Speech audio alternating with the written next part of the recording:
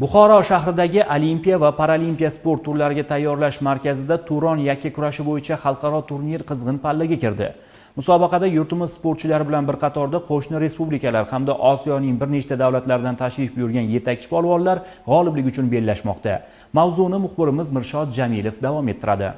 Ushbu musobaqada nafaqat O'zbekistonning yetakchi sportchilari, balki Osiyoning bir nechta mamlakatlaridan kelgan tajribali kurashchilar ham ishtirok etishyapti.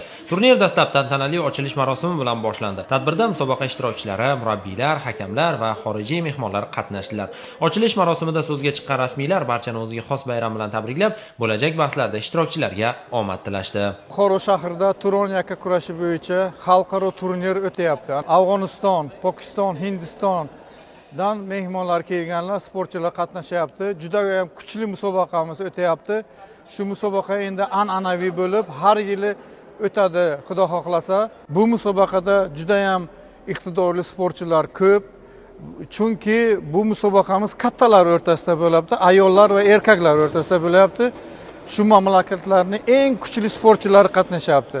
Bellashuvlar umumiy 10 ta vazn toifasida davom etib, ularning 6 tasida yigitlar, 5 tasida esa qizlar o'z omadlarini sinovdan o'tkazishmoqda.